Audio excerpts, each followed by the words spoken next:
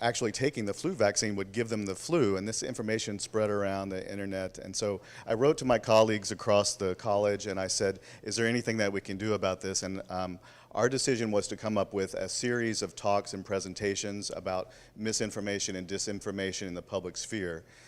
So I'm happy to introduce our first session during the school year.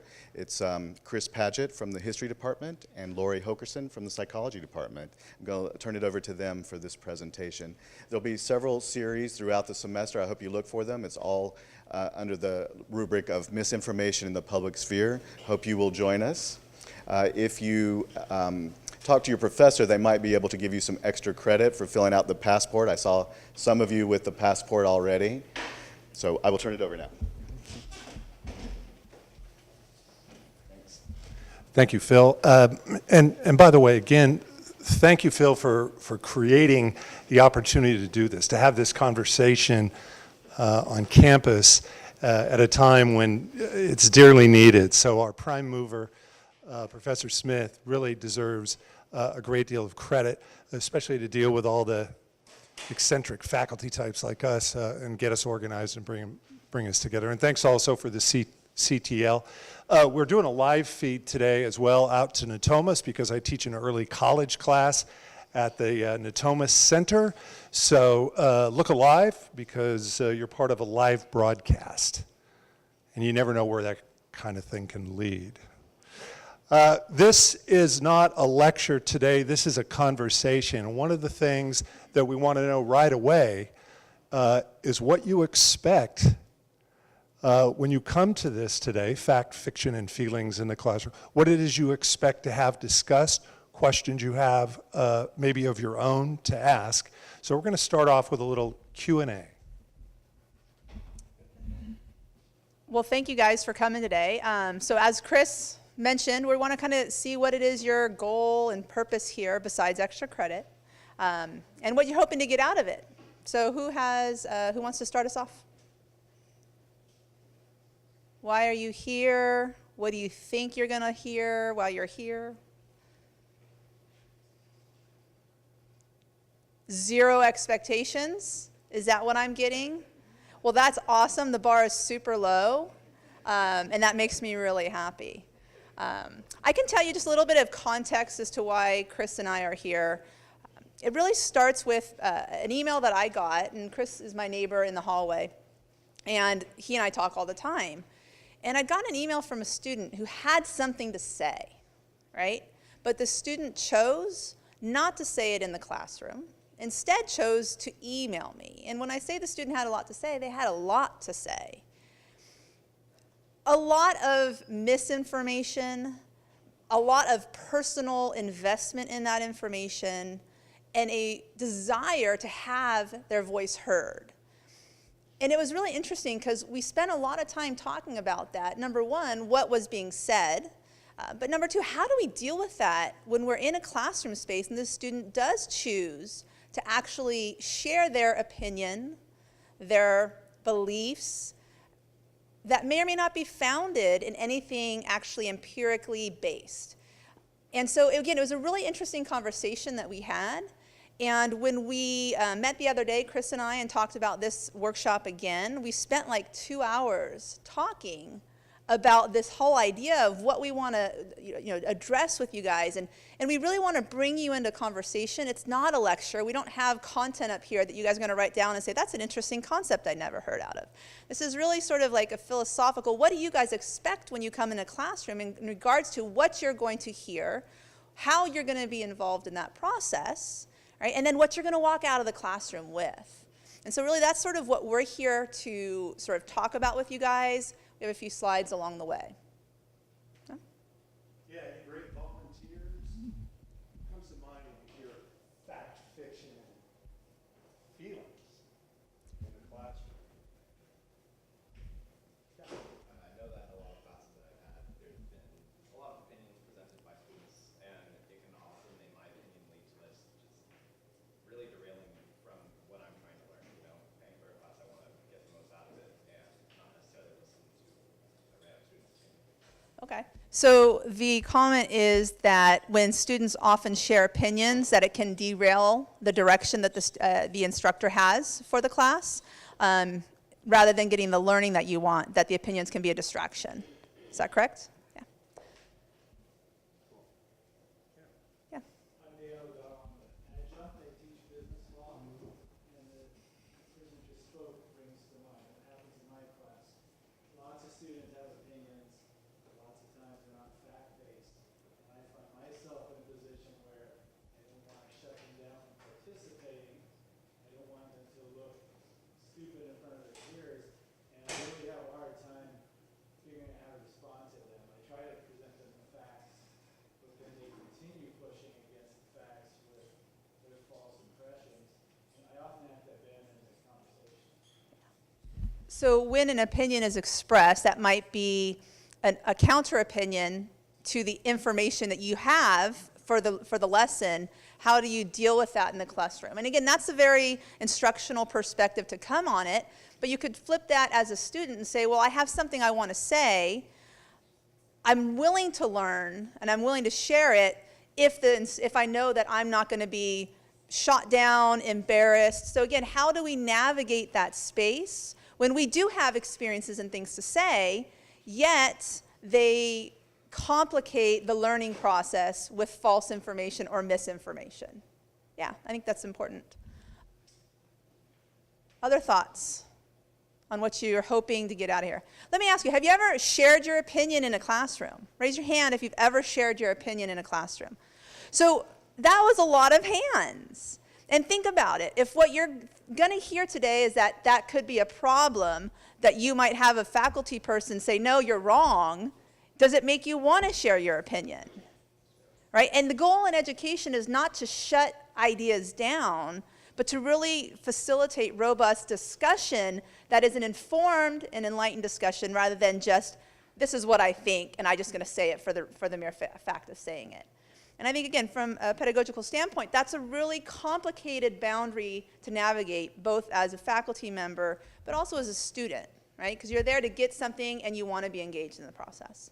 Other thoughts? How many of you appreciate being able to share your opinions in a classroom before you know that's welcome? It's a majority. Any other thoughts before we get into what we wanted to talk with you guys about today? Yes? I'm a staff member, but I just take classes now and then.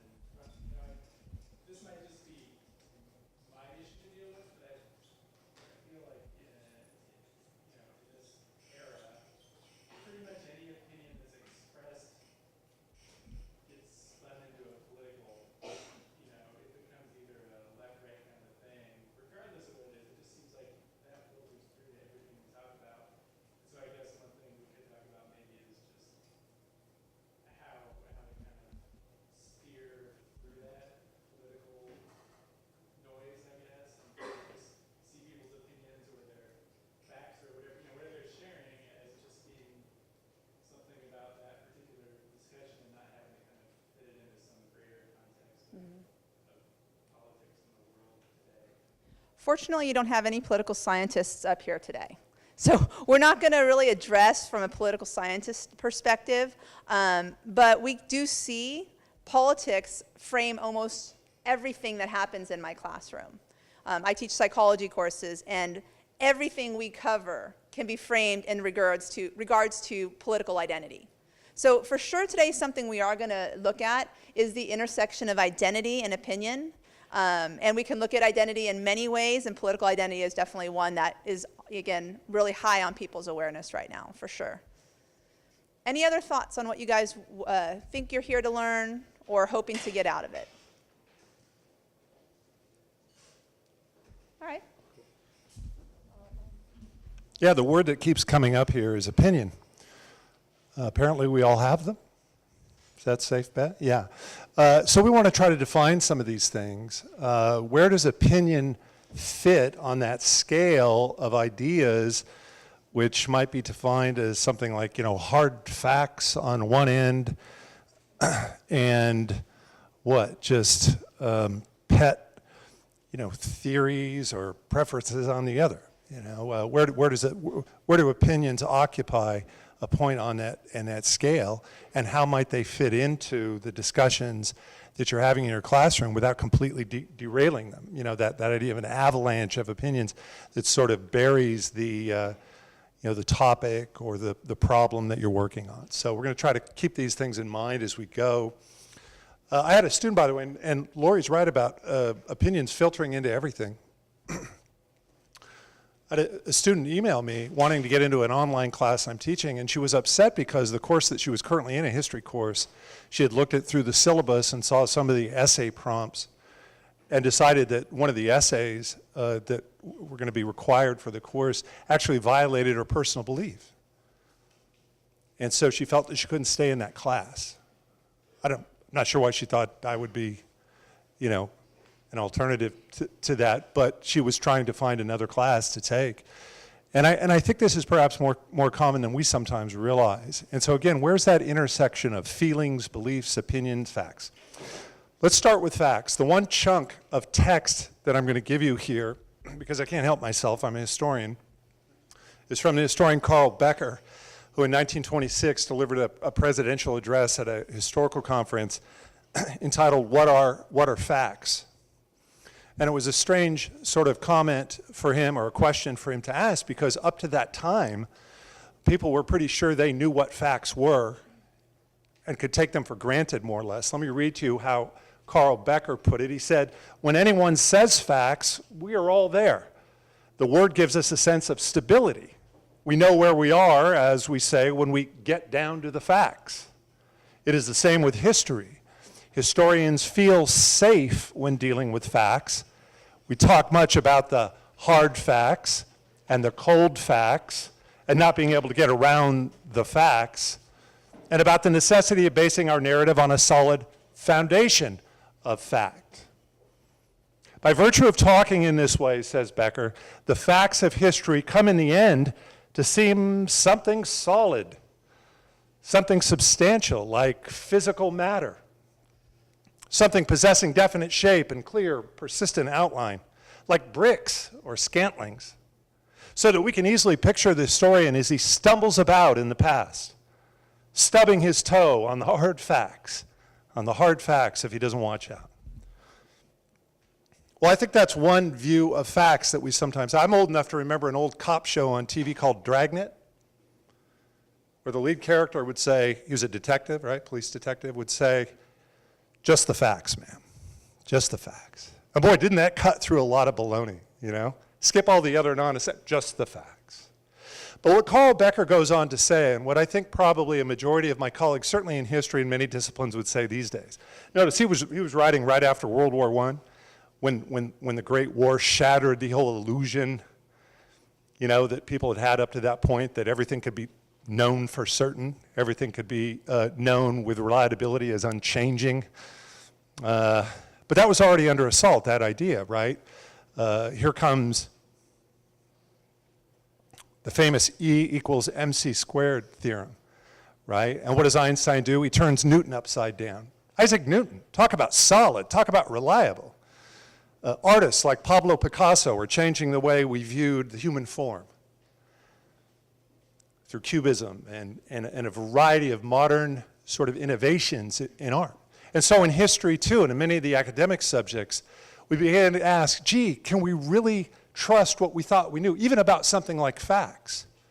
Are facts really, like Becker says, these sort of cold, hard objects that exist outside of us, and our only job really is to go along and somehow collect them up, and when we got enough of them, we've done something? Becker didn't think so, and I don't think so. But if that's not what facts are, then what are they? And how are they different than, say, opinions?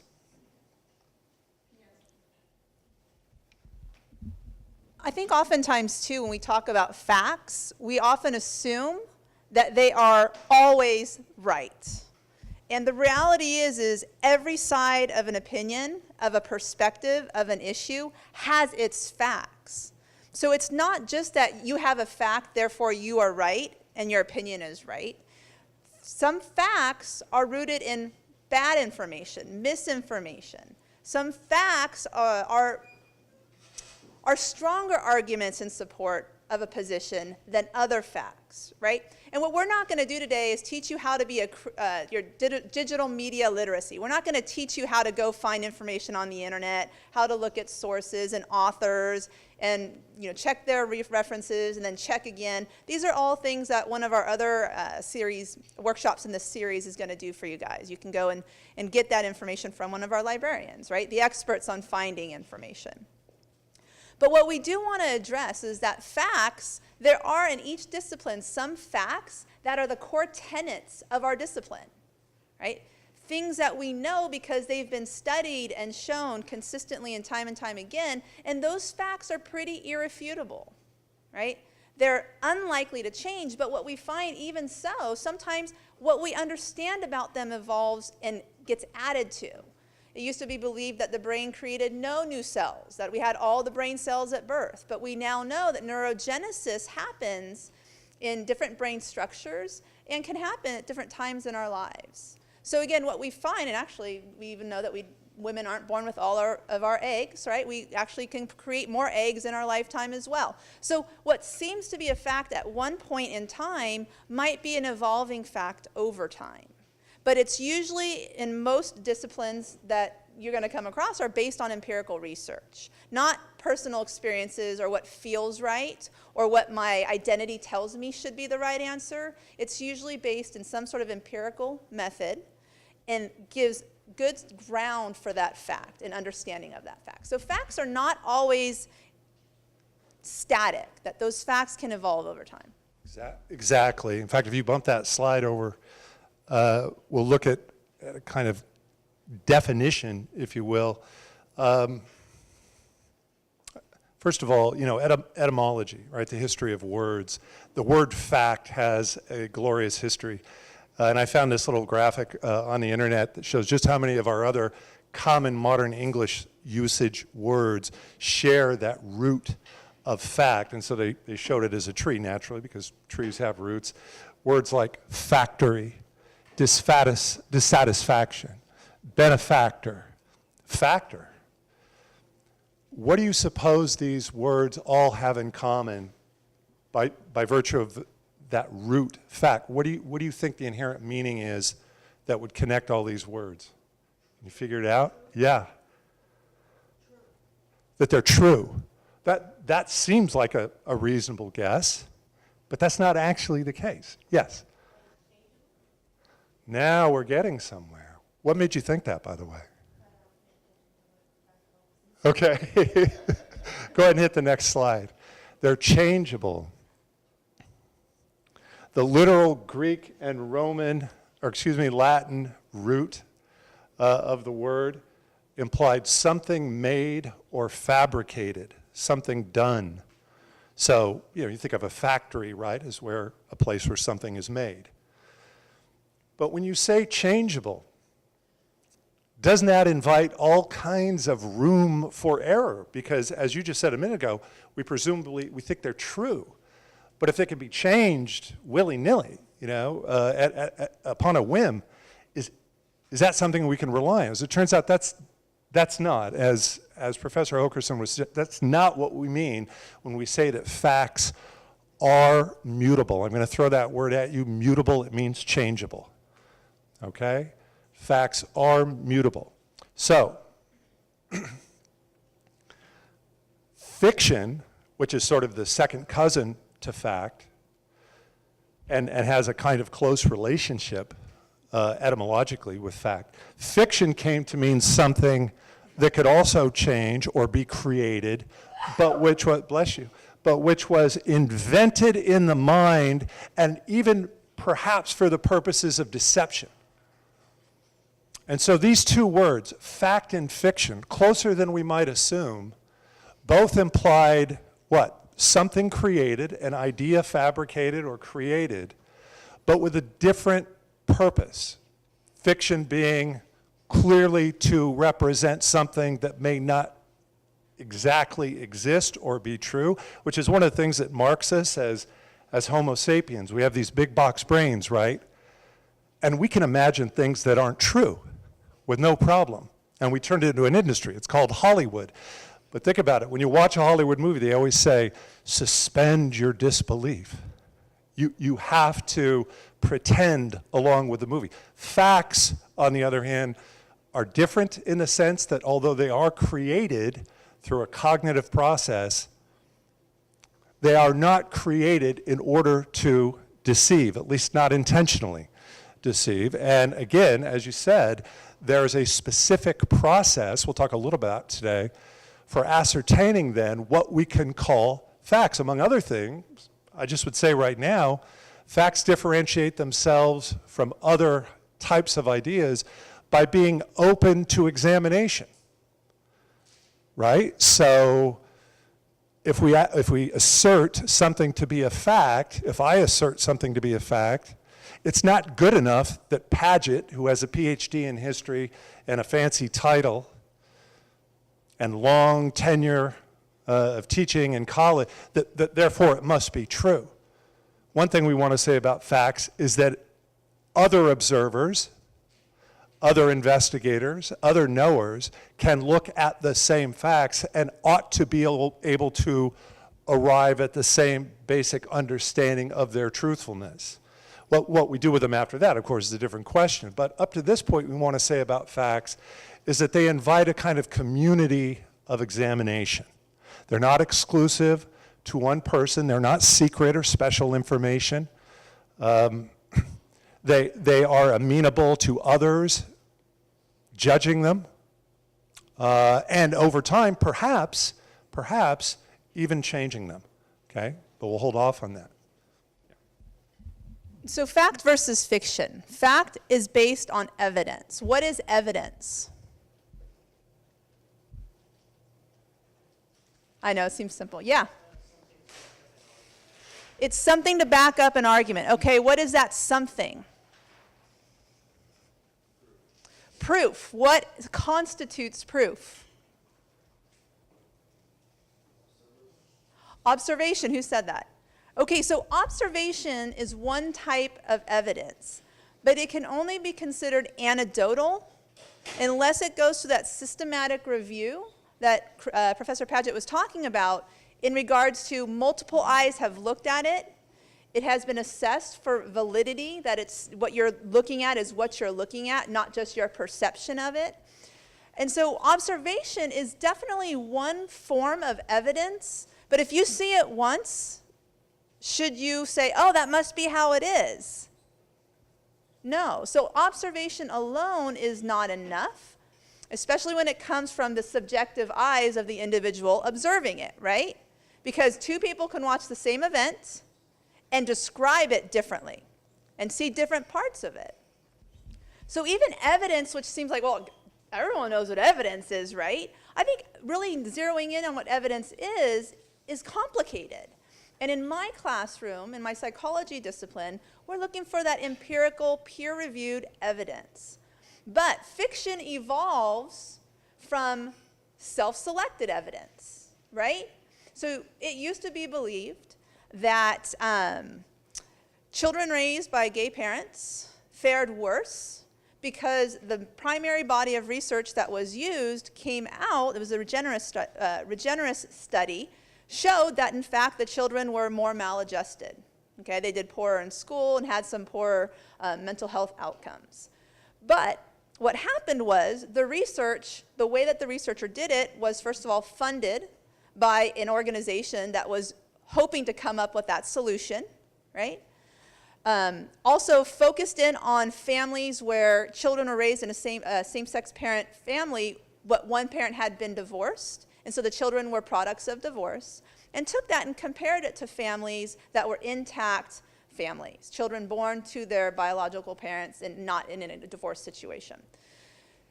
However, the argument was used to argue against marriage equality, right? Because the premise is that gay couples aren't suited to raise children.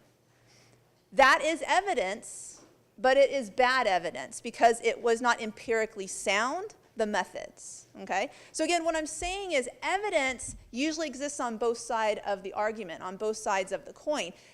In many cases, it can be empirically based, but then it also can be subjectively based. Like Your experiences, do those count as evidence? Yeah? Of course, they count as some type of evidence, but in a classroom where we are the content experts and we've read thousands upon thousands of source documents, if you share that experience, which I want you to do, and we'll talk about this, it's very possible that if it is counter to the research, to the core text of our discipline, that we will engage you in a conversation about that, okay? Because we want you to understand where your belief and opinion comes from, such that you can integrate new information and decide now what to do with it. But evidence can be manipulated. Evidence can be better and worse than other pieces of evidence. And we can also ignore evidence that doesn't support our existing belief systems. Now, that is also another workshop we're going to do in this series a little bit later, actually 2 weeks from now, called Finding and Fixing Your Cognitive Blind Spots. Because there's a lot we do to maintain our beliefs with what we think is the evidence we need to do that, while ignoring or missing the other pieces. Yeah, and I got a great example. You want a great example? What's happening in North Carolina as we speak? There's a big hurricane, right? Hurricane Florence is near to touching land, I believe. About 5 years ago, a group of legislators in North Carolina actually passed a bill through the state legislature disallowing certain kinds of climate change or global warming data from being used in policy decisions about such things like real estate zoning along the coast and that sort of thing, because, as they said at the time, it was unreliable, biased, so-called scientific information, and actually created a law then to keep that information from being used in policy decisions. Well, okay, so 5 years later, you know, the Outer Banks of Carolina and the shore and some of the inland regions are in grave danger from flooding and rising sea levels and this sort of thing. But there was a good example where evidence was either just completely ignored or disputed because of a certain feeling about it. We're going to talk about that in a minute, right? Because ultimately, facts, evidence, yeah, we get that, but it's not that simple, right? Because as it turns out, it's how we not only understand these things, but how they feel. But just a couple of, or how we feel about them. A couple of things then that Lori said. First is that we're talking about a process. Understanding what we can call facts. Understanding what facts create evidence. How that evidence then can be used to interpret is a process. And it's not a process that involves only the guarantee or the certitude of one person. It's not special knowledge. It's observable, validatable, shareable. You can examine it from any number of viewpoints. So I wanted to just reinforce that. Let's see. Okay, you guys recognize this picture? Back in 2017, at the time when Donald Trump was being inaugurated, there was a kind of a dust-up, you might say, in the media and in Washington. I'm going to say this with a straight face, right?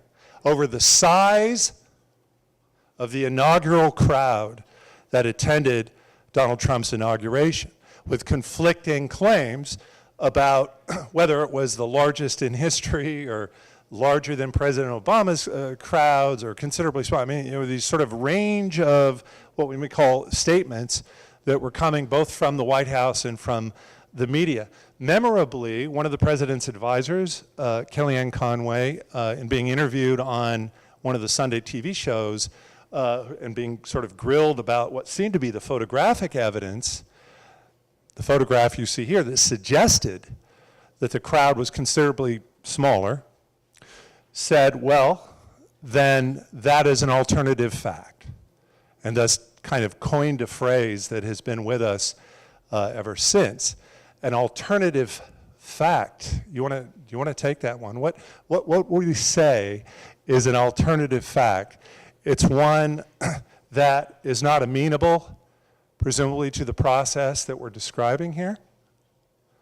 One that doesn't allow for the careful consideration of data or numbers in this case, body count, et cetera.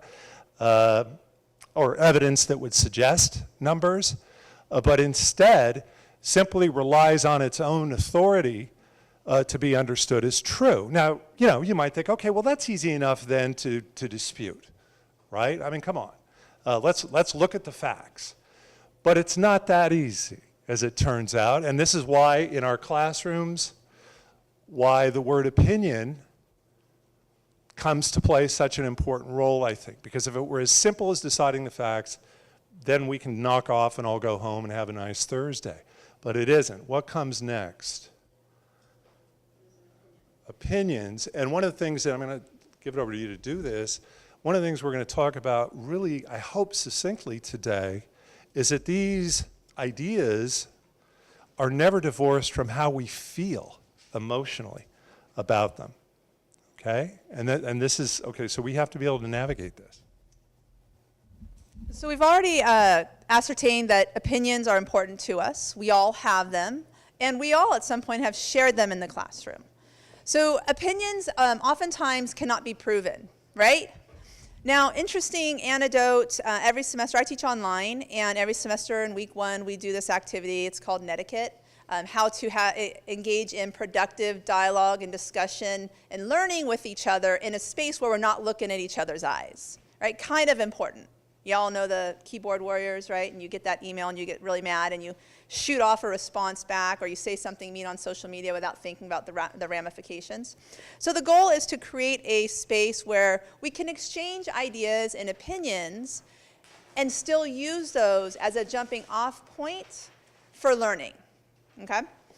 So in my Netiquette, what I do is over the week I ask the students to identify the 2 most important, and I give them a list of 15, and it's on an infographic, so it's really short, sweet, and to the point.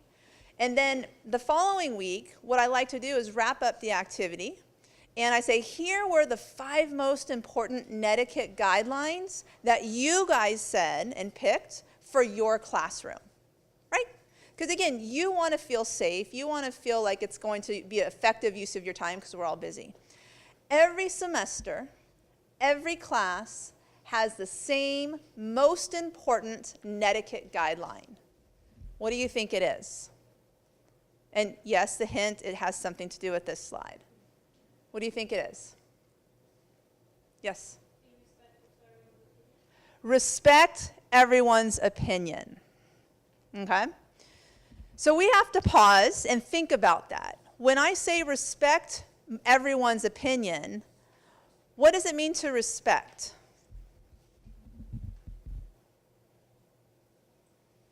Yeah. So to let them be heard, is that what respect is? Just to simply let someone say it, or is it more?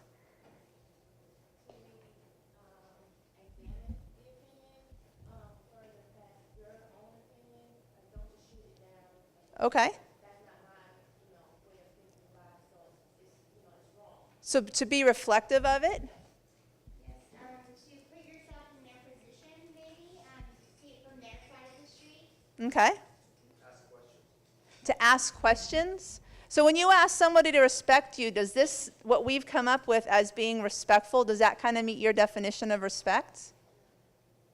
No? I saw your head shaking. Why not? For you, what does that mean?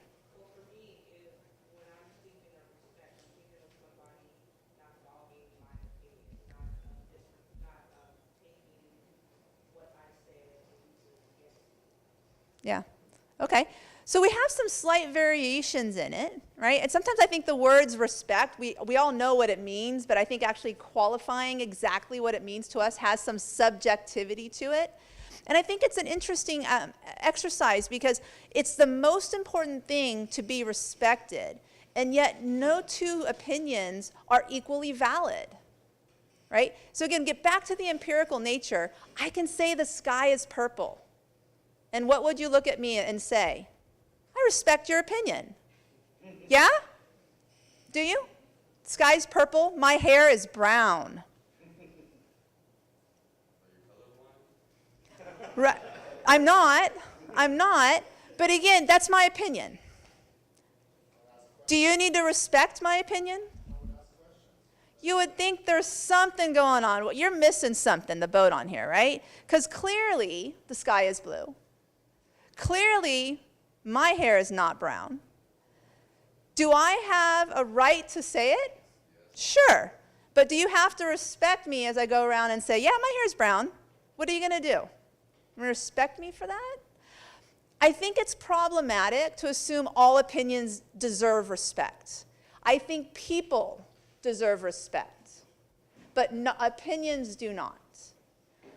There are people who believe that same-sex couples should be able to be denied marriage, that they should be able to be discriminated against in service industries.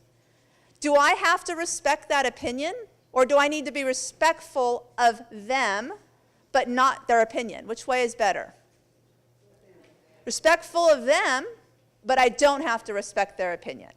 And I think that's an important antidote, because opinions exist and we all can have them and we can argue them till we're blue in the face. I could tell you my hair is brown and eventually you would get so frustrated you would walk away, right?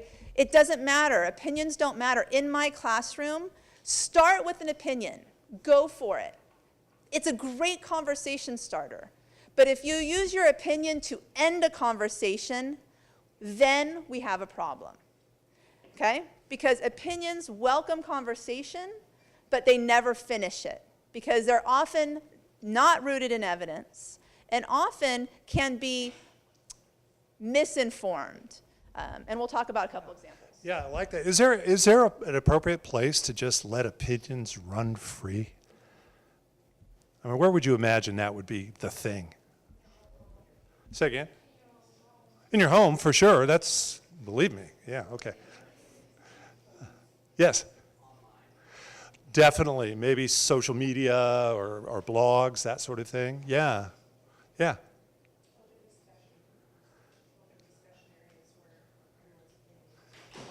How about open discussion in a classroom?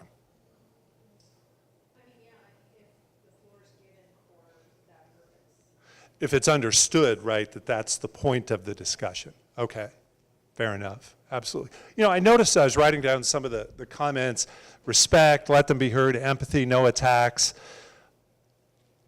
What do these all imply about us as individuals? We have feelings, nothing more than feeling. Well, okay, yeah. And in other words, that complex of emotional receptors that my colleague from psychology would be much better in breaking down for you than I am. But I know a feeling when I feel it, right? And so what we're saying is that inherent in the learning and teaching process, feelings, emotional responses to things that are said, things that are read, things that are lectured, are an unmistakable and inseparable part of the process. So what place do feelings have in this sort of fact-based, evidence-based process of evaluation that we're talking about? What do you think? I mean, you know what I like as a professor? When I read a student's history essay and it's full of passion. Right? I like that. I mean, I don't want this to be a bone dry, you know, sort of mechanical sort of exercise, abstract academic. I want you to feel something. I want you to feel something. But what would you guess is my other criteria? Bring your passion, but bring what else? Yeah, get back to that more evidence-based understanding, right? Because ultimately, and here's what I think sometimes, I would defer to my colleagues here today. I think, and I've heard this said before, that a student felt he or she got a certain grade in the class because the instructor didn't like him or her, had a bad feeling. Have you ever felt that way? Have you ever been in that situation in school where you thought, oh, I was just a target, that person didn't like me? So we know the feelings are there. We know they're inextricable. You can't separate them out. We're human beings. We like them in some context, passion for the subject, passion for your convictions, but based on this sort of, you know, this process that we're talking about, what do we do? What do we do with feelings? What part should they play? Yeah.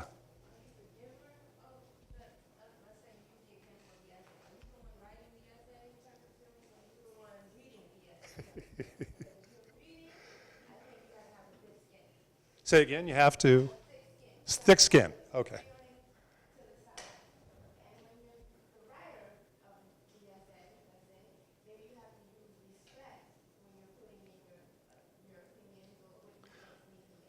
And again, respect meaning specifically, Maybe just try to not offend anyone. Like explain why you maybe feel that way. Am I being clear? what do you think? She's saying, be respectful in conveying your feelings and your thoughts by not injuring the feelings of others, right? Is that, what do you think about that? Is that, yeah?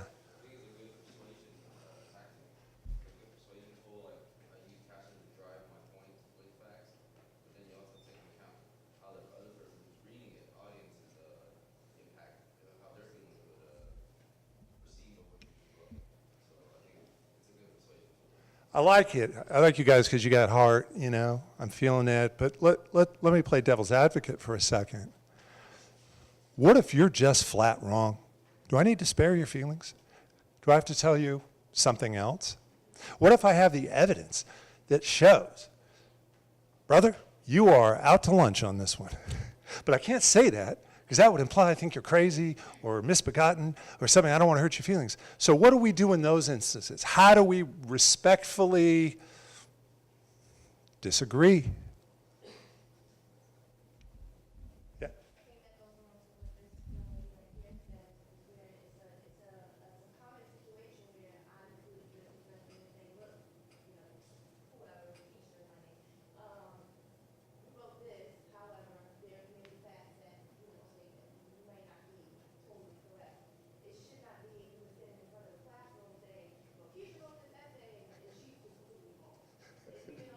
I hope not.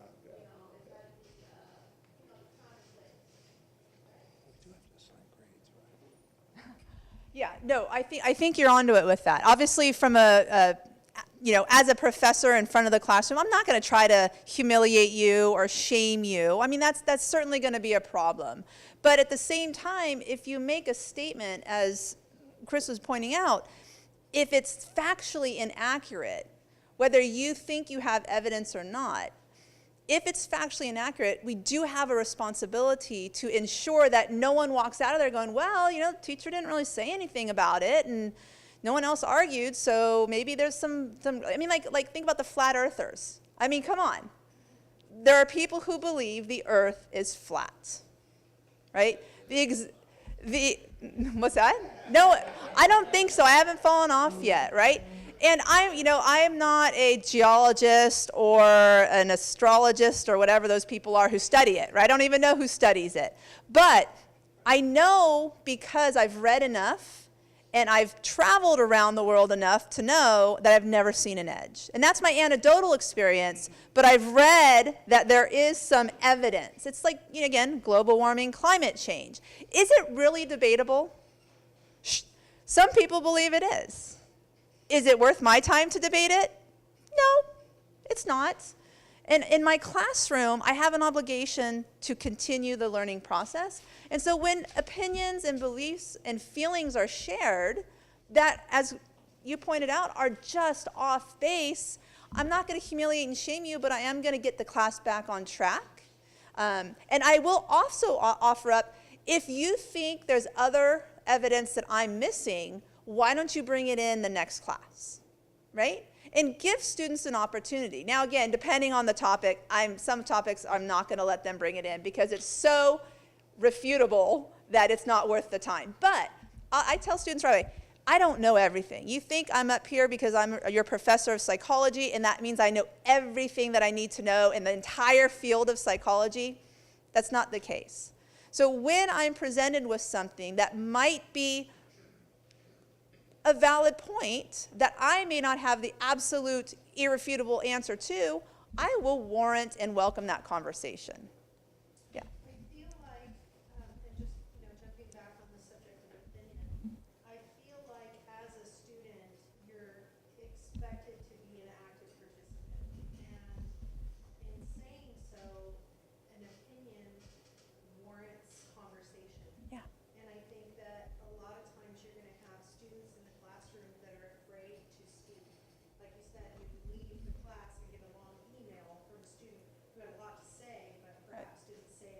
during class time. So, I mean, that being said, with someone's opinion, whether right or wrong, whether fact-based or not, it raises the conversation and a lot of answers, or a lot of questions get answered that maybe aren't being asked. Definitely. One of the most important things in my classroom is engagement. And I want you to feel. There's a cruel irony about feelings, okay? You ready for it? Feelings make you invested in what we're talking about and what I'm trying to help you learn and acquire in my classroom with you. Feelings, however, if they tap into things like identity, or they tap into things that are nostalgic to us, that are personally meaningful to us, guess what feelings do? They create walls to learning. So as they can be wonderful introductions to getting students into a conversation, at the same time, they can be the same barrier to acquiring new information on the topic, right? And I loved how you started your comment too. It was like, I feel like, and I thought that was really appropriate for a discussion of feelings.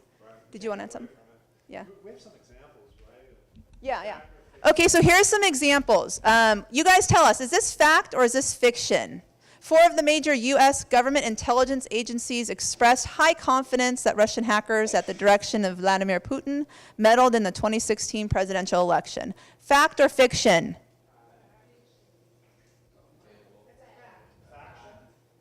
Somebody said faction. All right, let's see. Let's go. It just really on the after we fact or fiction. Everyone respond. Fact or fiction? Okay. So right there. What would you do to resolve this? Here we are in the classroom, and I'm Professor Actual Factual, and I make a statement about this being a witch hunt, this Russian meddling business. How do we resolve this? Yeah, because go ahead. Who are the 4 major U.S. government agencies that we're Good. Ask questions. Yeah. Find sources, relevant, authoritative sources. Okay. In other words, you're following a process. You're talking about asking questions, tracking down experts, what other kinds of things? Fully understanding the question, narrowing the parameters of the question. Is this a process or is this an opinion? Is this a process or is it just a feeling? Right? It involves a process, right? Now, I just did this just for fun yesterday and actually tried to find online the actual report, the document that would suggest that, in fact, 4 major U.S. government intelligence agencies expressed high confidence, et cetera. And I left you the URL. It was called the ICA Report. It was out of the Director of the Office of National Intelligence, issued in January of 2017, where they express in no uncertain terms, we assess Russian President Vladimir Putin ordered an influence campaign in 2016 aimed at the U.S. presidential election.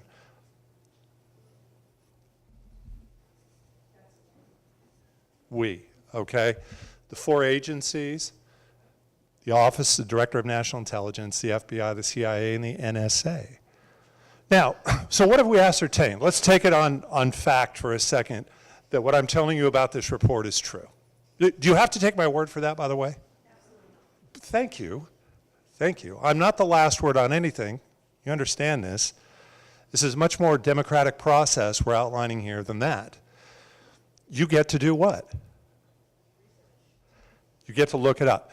And if I'm right, and you look this up, and you find out that this is a legitimate report, that is what it appears to be, then can we say fact or fiction that 4 major U.S. government intelligence agencies, et cetera, et cetera, et cetera? What would we say about this? If we followed that process through, we would say it is a fact. Now, having said it's a fact, have we decided, therefore, what it means and what we might include or conclude from this fact?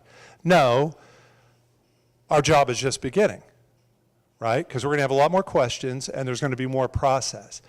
But just as an illustration, we'll look at a couple more, illustration of how do you take something that has loads of feeling? Am I right about this? This goes right to the central nervous system of our body politic right now, right? And by the way, that feeling is on both sides of the aisle, right? If you are on one side of the aisle, you are like, yes, that's true, there's my evidence, even though you didn't need to see it really to have your belief that it was true, right? And if you're on the other side of the aisle, you're like, I don't know, I'm suspicious. I like this guy. I'm not sure he'd do that. Putin said he didn't, so maybe this is wrong, right? And you can see how the politics and the identity gets back into influencing what we're willing to believe and integrate into our own existence. Absolutely. Are we telling you that you can't be skeptical? Of course not. I think skepticism is a very healthy response to most things we're told, right? Started with me with the whole tooth fairy business and the money under the pillow. I was skeptical, and it turns out I think I was right. That was a whole different deal. I became an empiricist that day. Didn't tell my mom that the tooth was under the pillow, and guess what was there in the morning? A tooth, big ugly tooth. All right, so yeah, we want you to be skeptical, but we want you to have a process beyond just your partisan feelings, beyond your gut response, that instinct, that opinion, so that you can follow through to your own satisfaction, that you've done your homework. Let's see what else we got. What about this? Humans only use 10% of their brain. Fact or fiction? One more time, fact or fiction? Oh, what the heck, fact. Yeah, okay. So those of you who thought it was a fact, why? Right, that's what you've always heard. They made a movie about it, right? But the reality is nearly your entire brain is functioning at every given second of your existence, right? So again, these things feel right to us. Where did we learn this? As adults? No, we learned this as children. And think about all the knowledge we acquire in our childhood from a child perspective, from an adolescent perspective, gets pushed down into your heart because it's nostalgic and it reminds, it's like, you get sick and your mom says, honey, can I make you some chicken soup? Or your dad, whoever's at home, right? Like chicken soup doesn't really help. Doesn't help you feel, or don't go outside in the cold, your hair's wet. Is that where you get colds from? No. You get colds from viruses, but it feels right? Because again, it somehow taps into the sense of who we are and what makes us who we are. Identity, personal experience, nostalgia, those things become barriers to integrating new information. But the reality is no, our whole brain's working on this one. How about this one? That was fiction. Let's move on. No, you were citing a medical expert from Johns Hopkins. Right, yeah. Medical science. So that would be your appeal to, you said authority earlier, to medical authority. Right, I'm going to defer to the neuroscientist on that one. I am no expert in that field. How about this? Less than 1% of the water on Earth can be used as drinking water by humans. What do you guys think? Fact or fiction? All that water on the planet and we can only drink 1% of it, really? All right, guys, what do you think? Fact or fiction? Come on, fact or fiction? One more time, fact or fiction? All right. The answer, it is actually, if you read that long excerpt, fact, right? Again, just an interesting little tidbit. I don't have much to add to this slide. I just thought it was interesting because I didn't know this was a fact. I thought, why there's so much water? But the reality is, again, sometimes these beliefs really tap into part of who we are and make us resistant to learning. Okay, so we came up with these big takeaways, right? What are you going to get out of the next 5 minutes of this workshop that we haven't already said? It's all wrapped up in these 5 right here. Okay. And if you walk away with nothing else, then great, you walked away with something. Because remember, your bar was low when we started. Okay. Number 1, curriculum is grounded in empirical method and rooted in discipline-specific core texts and theory. When you come into my classroom, I'll ask you to read these. I will ask you to evaluate them. I will ask you guys to relate to them. But everything we talk about is all rooted in these components, okay?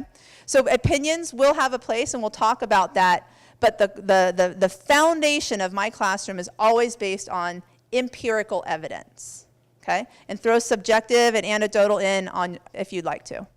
Yeah, and that evidence is not unique just to the person teaching in class, right?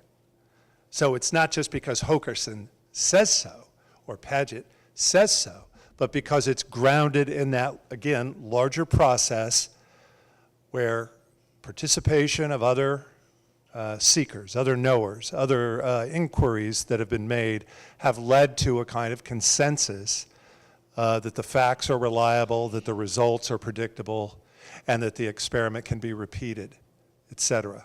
It's not exclusive to just that person in the classroom. It's not an argument from authority because Padgett's a professor, therefore it's true. There has to be that larger process. Yeah. Okay. Be critical, but not dismissive. Yeah, notice I love the Tyson quote here, right? The good thing, Neil deGrasse Tyson, physicist, the good thing about science is that it's true whether or not you believe in it. What does he mean? Does he mean that science cannot be wrong? Or that science can't be revised? What's he saying? True whether or not you believe in it.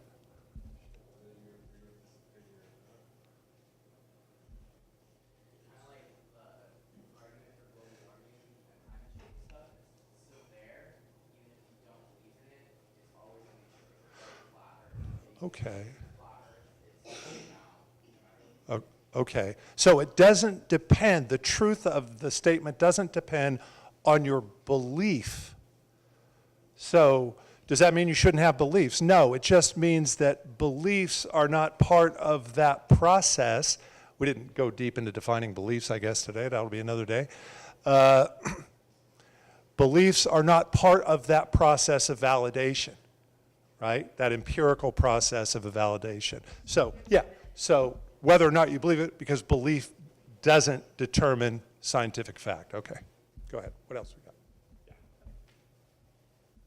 So again, you know, these are barriers to education, opinions, feelings. We already talked about that. I like this quote, everything I say is fully substantiated by my own opinion. That's just what I think. You know, and you just kind of fold your arms over. You might have been this person, you may have had this person in your class. What we want to do is really explore the research and again, be critical but not dismissive of it. They're great to start a conversation but never to end it. Now this last one, you know, this is sort of my philosophy in front of a classroom. It's not my job to teach you information. That's what the book's for. My job is to teach you how to read it and integrate it into the way you think. This is what I tell my students. I'm not here to change your mind. I'm here to tell you how to think about old things in new ways. Okay? If you use feelings and opinions, you are shutting yourselves off to that, and it's potentially problematic. Again, we find in our classrooms, especially I teach classes on racism and sexism, and people just have some resistance to things like white privilege or like, what do you mean I'm sexist? That really puts people off, and that creates discomfort, and they shut down. Right? You say I have white privilege, but I'm poor. How do you say I have any privilege?